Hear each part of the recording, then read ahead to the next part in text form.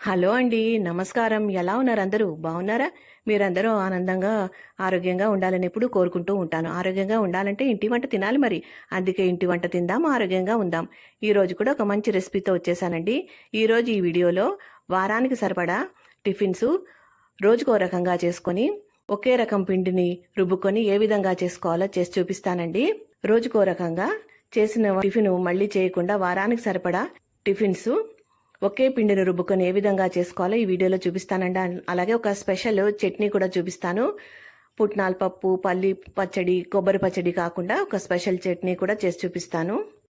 మరి ఇంకెందుకు ఆలస్యం, ఆ పిండి ఎలా రుబ్బుకోవాలో, ఏమేమి ఇంగ్రీడియంట్స్ వెయ్యాలో వీడియోలోకి వెళ్ళి చూసేద్దామా? పదండి మరి. ఈ పిండి రుబ్బుకోవడానికి రేషన్ బియ్యం తప్పనిసరిగా కావాలండి. డిష్ పట్టి మనం తినే బియ్యం కంటే ఈ రేషన్ బియ్యం చాలా మంచివండి. అందుకని అప్పుడప్పుడు ఈ విధంగా రేషన్ బియ్యంతో కూడా టిఫిన్స్ అవి చేసుకుంటే మంచిది. రైస్ తినే వాళ్ళ కోసం ఈ వీడియో చాలా బాగా ఉపయోగపడుతుంది.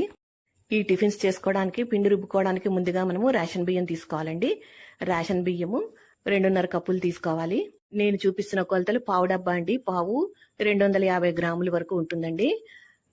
అంటే నేను ఇక్కడ 1/2 కేజీ పైన బియ్యం తీసుకుంటున్నాను. ఈ బియ్యము కొద్దిగా రాళ్ళు, బెడ్డలు, వడ్లుతో ఉంటుందండి. ఒక్కోసారి శుభ్రంగానే ఉంటాయి, ఒక్కోసారి ఈ విధంగా ఉంటాయి. అందుకని శుభ్రంగా 4-5 సార్లు కడుక్కోవాలి. మట్టి కూడా ఉంటుంది కాబట్టి 4-5 సార్లు కడుగున తర్వాత నీళ్లు పారబోసి మంచినీళ్ళు పోసి నానబెట్టుకోవాలి. అలాగే దీనికి 1 కప్పు మినపప్పు తీసుకోవాలండి. ఏ గ్లాస్తో అయితే మనం ఏ డబ్బాతో అయితే కొలిచామో అంతే మినపప్పు కూడా తీసుకోవాలి. మినపప్పు కానీ మినపగుళ్ళు కానీ తీసుకోవాలి. నేను ఇక్కడ మినపగుళ్ళు వాడుతున్నానండి. ఈ విధంగా బాగా కడుక్కోవాలండి బియ్యాన్ని. కడుక్కునేటప్పుడు మనము 1 చెంచా ఉప్పు వేసి శుభ్రంగా కడుక్కుంటే బియ్యం తెల్లగా వస్తాయి. ఉరికంతా పోయి తెల్లగా వస్తాయి. ఈ విధంగా కడుక్కున్న తర్వాత మంచినీళ్ళు పోసుకోవాలండి. మూత పెట్టి పక్కన పెట్టుకోవాలి. మినపప్పు తీసుకోవాలండి. మనం ఏ కప్పుతో అయితే మనము బియ్యం తీసుకున్నామో అదే కొలతతోటి మినపప్పు తీసుకోవాలండి. నేను డబ్బా చూపించాను కదా, అది ఇది సమానం అవుతుందండి. నేను చూపించిన ఇప్పుడు గ్లాస్ కూడా సమానమేనండి. తర్వాత 1/2 గ్లాసు మనము అటుకులు నానబెట్టుకోవాలండి. ఈ అటుకులు మనము పప్పు రుబ్బుకునే టైంలో నానబెట్టుకుంటే సరిపోతుంది. తర్వాత బియ్యాన్ని, పప్పుని విడివిడిగా రుబ్బుకోవాలండి. విడివిడిగా నానబెట్టుకోవాలి. అయితే పప్పు ఎంత నానుతుందో అంత సమయం సరిపోతుందండి బియ్యం నానడానికి. పప్పుని ఈ విధంగా మెత్తగా రుబ్బుకోవాలి. కొద్దిగా గట్టిగానే రుబ్బుకోవాలండి. పల్చగా రుబ్బేసుకుంటే వేరే రకాల టిఫిన్ చేసుకోవడానికి మనకి ఇబ్బంది అవుతుంది. అందుకని ముందే కొంచెం గట్టిగా రుబ్బితే కావాల్సిన వాటికి కావాల్సినట్టుగా నీళ్లు కలుపుకోవచ్చు. తర్వాత బియ్యాన్ని కూడా రుబ్బుకోవాలండి. ఈ బియ్యాన్ని కొద్దిగా వేసుకుని రుబ్బుకోండి. అయితే బరకగా రుబ్బుకోవాలండి. మరి మెత్తగా కాకుండా. మనం ఎక్కువసేపు నానబెడితే మనకి మెత్తగా అయిపోతుంది. అందుకని మనము ఎక్కువగా నానబెట్టకూడదండి. ఈ విధంగా బరకగా ఉండేటట్టు రుబ్బుకోవాలి. మొత్తంగా పిండి అంతా రుబ్బుకొని మనము మినపప్పు రుబ్బి పెట్టుకున్న గిన్నెలోకి ట్రాన్స్ఫర్ చేసేసుకోవాలి. నేను కొద్దిగా రుబ్బుతున్నానండి. ఒకేసారి మొత్తం వేసేసామంటే సరిగా రాదు, మనకు అనుకున్నట్టుగా పిండి రాదు. అందుకని కొద్దిగా వేసుకుని రుబ్బుకోండి. ఒకేసారి స్పీడ్గా తిప్పకుండా పల్సిస్తూ ఆపి చూసుకుంటూ రుబ్బుకోండి. ఈ విధంగా బరకగా ఉండాలండి. సన్నటి రవ్వలాగా అనిపించాలి, రవ్వలాగా తగలాలి. మొత్తం పిండి అంతా రుబ్బేసుకుని ఈ మినపప్పు రుబ్బిన పిండిలో కలిపేసుకోవాలి. తర్వాత అటుకులు నానబెట్టుకున్నాం కదండి, ఈ అటుకులను కూడా మనము రుబ్బేసుకుని ఈ పిండిలో కలిపేసుకోవాలి. ఈ 3 కూడా విడివిడిగా రుబ్బుకోవాలండి. అన్నీ ఒకేసారి కలుపుకోకూడదు. ఎందుకంటే ఒక్కొక్కలాగా నలుగుతాయి గనక మనకి బియ్యం ఏమో బరకగా రుబ్బుకోవాలి, పిండేమో మెత్తగా రుబ్బుకోవాలి, అటుకులు కూడా మెత్తగా రుబ్బుకోవాలి. అందుకని మీకు వీలైతే పప్పును అటుకులు ఒకసారి రుబ్బుకోవచ్చు. కాకపోతే ఇలా విడివిడిగా రుబ్బితేనే బాగుంటుంది. తర్వాత పిండిని బాగా ఇలా కలిగి పెట్టాలండి. చేత్తోటి, గరిటతో కాకుండా బాగా ఇలా ఎంత అయితే మనము కలుపుతామో అంత బాగా పులుస్తుంది. అలాగే అంత బాగా ఉంటాయండి మనం చేసే టిఫిన్స్. ఇలా కనీసం 5 నిమిషాలన్నా అలా కలిపేసి మూత పెట్టి రాత్రంతా ఉంచాలండి. 8 గంటలు పులియబెట్టాలి. నేను మొత్తం అంతా కూడా పులియబెట్టకుండా కావాల్సిందే పులియబెడతానండి. మిగతాదంతా ఫ్రిడ్జ్ లో పెడతాను. అది మరుసటి రోజు ఏ విధంగా చేసుకోవాలో దానికి తగ్గట్టుగా మనము బయట ఉంచేసుకొని పులియబెట్టుకొని చేసుకోవచ్చు. అందుకని నేను రుబ్బిన పిండి అంతా కూడా ఒకేసారి పులియబెట్టను. పులిసిపోతే 7 రోజులకి కూడా ఇంకా బాగా పులిసిపోతుంది కదా. అందుకని మొదటే పులియబెట్టకుండా కావాల్సినంత తీసి పక్కన పెట్టుకుంటున్నాను. మిగతాదంతా ఫ్రిడ్జ్ లో పెట్టేస్తాను. ఎక్కువగా ఉన్న గిన్నె నేను ఫ్రిడ్జ్ లో పెట్టేస్తాను. మూత పెట్టేసి పులియబెట్టేసుకోవాలి. 8 గంటల పులియబెడితే చక్కగా పులుస్తుందండి. చూడండి, చక్కగా పులిసింది. సగానికి పిండి వేస్తే పైదాకా వచ్చేసింది కదా. చూడండి చక్కగా పులిసింది, ఎయిర్ గ్యాప్స్ కనిపిస్తున్నాయి కదా. ఇలా పులవాలండి. మనకి ఈ విధంగా గట్టిగా కూడా ఉండాలి పిండి. తర్వాత దీనిలో తగిన సాల్ట్ వేసి అవసరమైతే కొద్దిగా నీళ్లు పోసుకొని ఎటు పడితే అటు తిప్పకుండా ఒకే డైరెక్షన్లో తిప్పుకోవాలండి. నేను ఒక పెద్ద చెంచాడు మాత్రమే నీళ్లు పోసాను, ఎక్కువ నీళ్లు పోయలేదు. ఇడ్లీకి ఫస్ట్గా నేను చూపించేది ఇడ్లీ చూపిస్తున్నానండి, అందుకని ఇడ్లీకి తగ్గట్టుగా పిండిని రెడీ చేసుకోవాలి. ఇడ్లీ రేకులకి ఆయిల్ కానీ నెయ్యి కానీ రాసి ఈ ఇడ్లీ ప్లేట్లో మనం ఇడ్లీ వేసేసుకోవాలండి. అంతే అండి, నార్మల్ ఇడ్లీలు వేసేలాగేను, కాకపోతే ఈ పిండి రుబ్బుకునే విధానమే కొద్దిగా డిఫరెంట్గా ఉంటుంది. ముందుగానే నీళ్లు మరిగించాను, ఇందులో నేను ఈ రేకులను పెట్టేసి ఆవిరి మీద ఉడికించేస్తాను. ఒక 10 నిమిషాలు సరిపోతుందండి. వెంటనే తీయకుండా కొద్దిగా చల్లారిన తర్వాత తీసుకుంటే మంచిదండి. మూతని ఒక పక్కకి వాలుగా పెట్టుకోవాలి, మొత్తం మూత పెట్టకుండా. చట్నీ చూపిస్తానండి. కొద్దిగా మూకుళ్ళ ఆయిల్ వేసి క్యారెట్ పచ్చడి చూపిస్తున్నాను. క్యారెట్ ముక్కలు సన్నగా కట్ చేసుకున్నవి వేసి కొద్దిగా వేగనివ్వాలండి. బాగా వేగక్కర్లేదండి, మనం పచ్చి క్యారెట్టే తింటాం కాబట్టి. తర్వాత దీనికి 2 చెంచాల శనగపప్పు, 2 చెంచాల మినపప్పు, ఎండుమిరపకాయలు వేసి బాగా వేపాలి.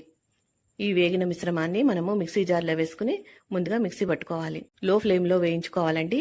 మంట పెద్ద చేసి వేపామంటే పప్పులు లోపల దాకా వేగవు, పైన వేగుతాయి కానీ, అందుకని పచ్చడి రుచి రాదు. వేగిపోయాయండి, మిక్సీ జార్లో వేసేస్తున్నాను. నువ్వుల పొడి వేస్తున్నానండి, ఒక పెద్ద చెంచాడు. అలాగే ఒక గుప్పెడు వేయించిన పల్లీలు వేస్తున్నాను, వేరుశనగ గుళ్ళు.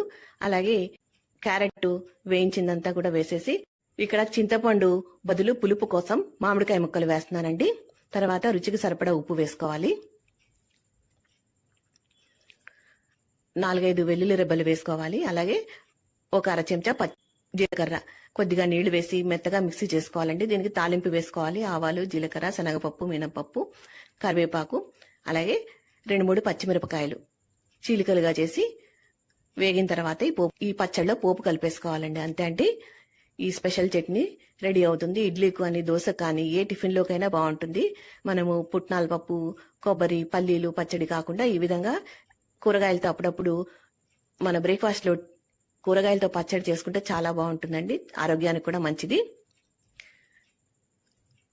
ఇడ్లీలన్నీ తీసేస్తున్నానండి. చూడండి ఎంత మెత్తగా ఉన్నాయో, ఎంత స్పాంజీగా సాఫ్ట్గా వచ్చాయి చూడండి. మనము బజార్లో కొనే ఇడ్లీ రవ్వతో చేసే ఇడ్లీల కంటే కూడా సాఫ్ట్గా వస్తాయండి ఇవి. రేషన్ బియ్యం అయినా కూడా చక్కగా సాఫ్ట్గా వస్తాయి, నోట్లో వేస్తే కరిగిపోయేటట్టు ఉంటాయండి. చూడండి ఎంత సాఫ్ట్గా ఉన్నాయో, చూస్తే తెలుస్తుంది మీకు. మామూలు ఇడ్లీలాగే ఉన్నాయి కదండి. మీకు ఇష్టమైన చట్నీతో సర్వ్ చేసుకోండి. ఇదే పిండిని ఉపయోగించి క్రిస్పీగా దోశలు ఎలా వేసుకోవాలో చూపిస్తానండి.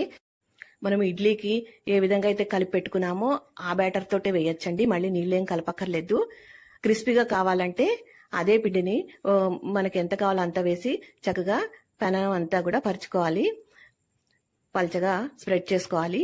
అయితే దోశ వేసేటప్పుడు ముందుగా నీళ్లు చిలకరించి బట్టతో కానీ ఇలా టిష్యూ పేపర్తో కానీ తుడిచిన తర్వాతే వేసుకోవాలండి.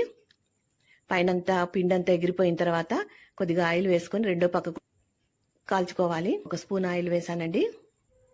దోశ అంతా అన్ని వైపులా ఎర్రగా కాలే వరకు కాల్చుకోవాలి. అయితే ముందు దోశ వేసేటప్పుడు మనము సిమ్లో ఉంచుకుని తర్వాత కాల్చుకునేటప్పుడు మీడియం ఫ్లేమ్లో కాల్చుకోవాలండి. చూడండి ఎంత క్రిస్పీగా వచ్చిందో. అంతే అండి, మనకి ఎన్ని దోశలు కావాలంటే అన్ని ఇదే పిండితో చేసుకోవాలి. అయితే ఈ పిండి ఇలా క్రిస్పీగా కాకుండా మెత్తగా కావాలనుకుంటే కొద్దిగా నీళ్లు కలుపుకొని దోశ వేసిన తర్వాత మూత పెట్టుకోవాలండి. పైన కాలిన తర్వాత రెండో పక్క కాల్చుకోవాలి. ఈ విధంగా చేస్తే కొద్దిగా మెత్తగా వస్తాయి మనకి.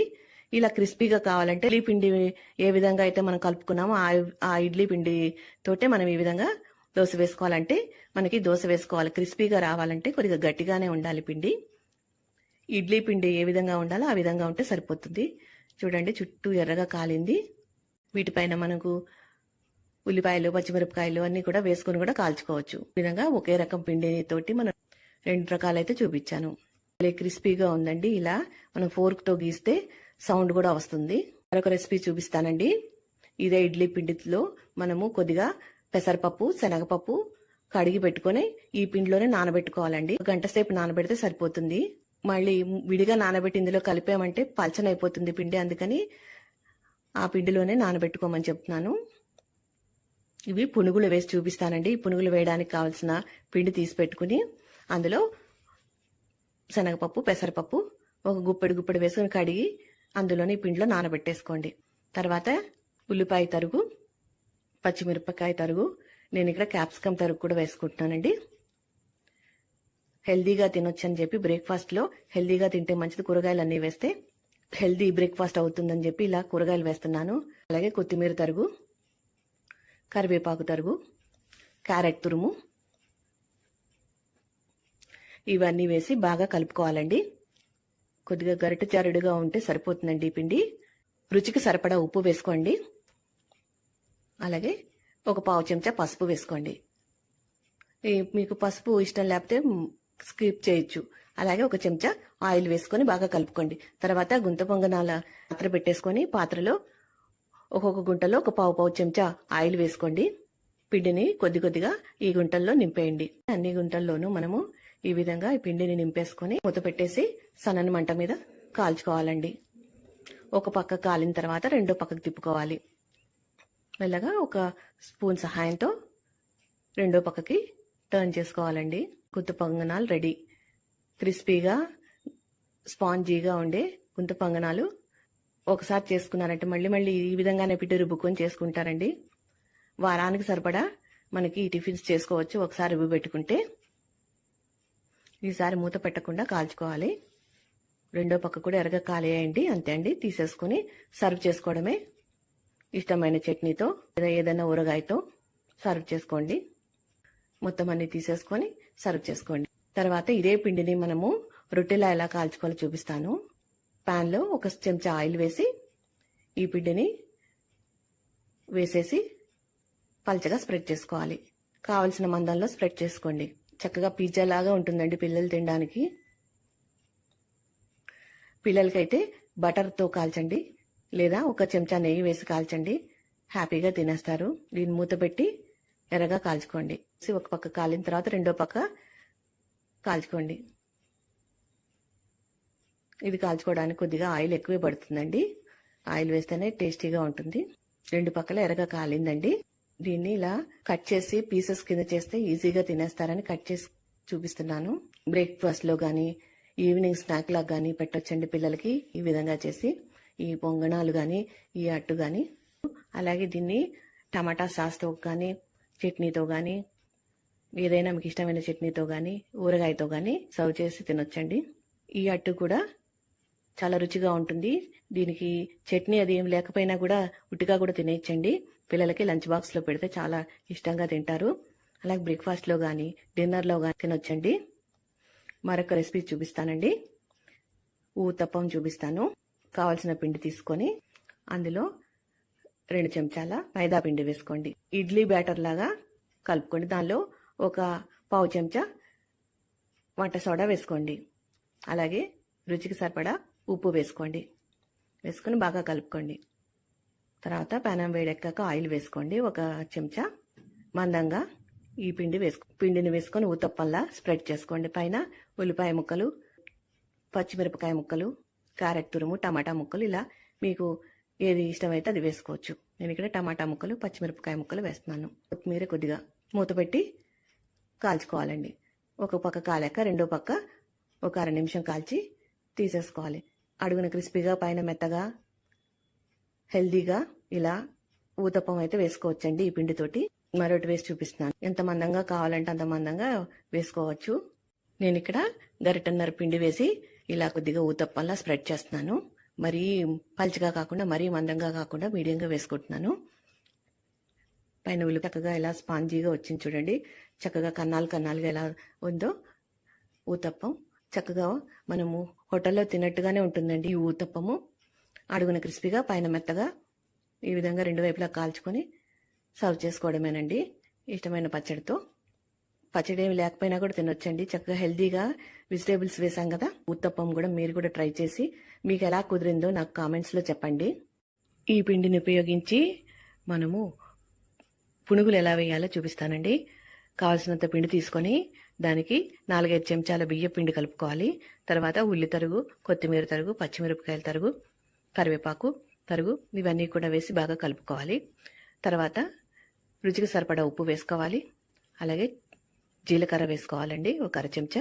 తర్వాత ఒక పావు స్పూను వంట సోడా వేసుకోవాలి. బాగా కలిపి ఈ విధంగా పునుగులు వేసుకోవాలండి. నూనె బాగా కాగాక చిన్న చిన్న పునుగుల్లా వేసుకుని డీప్ ఫ్రై ఐటమ్ అండి ఇది. పిల్లలకి స్నాక్ లాగా కూడా చేసి పెట్టొచ్చు. ఈ సమ్మర్ లో పిల్లలకి ఈ విధంగా చేసి పెడితే హ్యాపీగా తింటారు. పిల్లలకైతే ఇది బాగుంటుంది. అప్పుడు పిల్లలకి డీప్ ఫ్రై ఐటమ్ పెడితే మంచిదేనండి. అంతే అండి. ఈ విధంగా పునుగులు వేసి వేడివేడిగా సర్వ్ చేయండి. మీకు ఇష్టమైన చట్నీతో సర్వ్ చేయండి. నేను ఇక్కడ పల్లీ చట్నీతో సర్వ్ చేస్తున్నాను. ఈ విధంగా కూడా పునుగుల్లో డీప్ ఫ్రై ఐటమ్ చేసుకోవచ్చు. బయట క్రిస్పీగా లోపల మెత్తగా చాలా బాగుంటాయి. ఇంకొక ఐటమ్ అండి, ఇప్పుడు చూపిస్తున్నాను. కావాల్సిన పిండి తీసుకోండి. దానిలోకి 4-5 చెంచాల మైదా పిండి కలపండి. కొద్దిగా జీలకర్ర వేయండి. అలాగే రుచికి సరిపడా ఉప్పు వేయండి. అలాగే పావు చెంచా వంట సోడా వేయండి. బాగా కలపండి. ఈ విధంగా మనకి మైసూర్ బజ్జీ పిండిలా కలుపుకోవాలండి. తర్వాత బాగా కలిపితే మైసూర్ బజ్జీ బాగా పొంగుతాయి. ఇవి బజార్లో మనం మైసూర్ బండా తిన్నట్టుగానే ఉంటాయండి. ఈ విధంగా డీప్ ఫ్రై చేసుకోండి, కొద్ది కొద్దిగా తీస్తూ. నాకైతే ఇక్కడ షేపులు సరిగ్గా రాలేదు కానీ అండి, చక్కగా వేస్తే బాగా వస్తాయండి. సైజు కూడా చిన్నగా వేసాను నేను. మీరు పెద్దగా వేసుకోవాలంటే వేసుకోండి. ఈ మైసూర్ బజ్జీలు మనం హోటల్లో తిన్నట్టుగానే ఉంటాయండి. అంతకంటే బాగా చేసుకోవచ్చు మనము ఈ పిండితోటి. ఈ విధంగా ఇంట్లోనే చేసుకొని తినడము హెల్దీ కదండి. డీప్ ఫ్రై ఐటమ్ అయినా కూడా ఇలా ఒకే పిండితోటి మనము వారానికి సరిపడా టిఫిన్స్ ఏ విధంగా చేసుకోవాలో ఈ వీడియోలో చేసి చూపించానండి. ఈ వీడియో మీకు నచ్చిందే అనుకుంటున్నానండి. నచ్చితే 10 మందికి తెలియజేయండి. ఈ వీడియో కనుక మీకు నచ్చితే తప్పకుండా లైక్ అయితే ఇవ్వండి. మీ లైక్ నాకు ఎంతో ఎంకరేజ్మెంట్ గా ఉంటుందండి. మరిన్ని మంచి వీడియోలు చేయగలుగుతాను. ఈ వీడియో కనుక మీకు నచ్చితే తప్పకుండా లైక్ షేర్ చేయండి. మా వీడియోల్ని మొదటిసారి చూస్తున్నట్లయితే తప్పకుండా సబ్స్క్రైబ్ చేసుకోండి. అప్పుడే మేము చేసే వీడియోలు మీకు నోటిఫికేషన్ రూపంలో వస్తాయి. మా వీడియోలు మీరు మిస్ కాకుండా చూడగలుగుతారు. ఈ వీడియో కనుక నచ్చితే లైక్ చేయండి, షేర్ చేయండి, సబ్స్క్రైబ్ చేసుకోండి. మరో మంచి వీడియోతో మళ్ళీ కలుస్తాను. నమస్కారం. ఉంటానండి. Thank you for watching.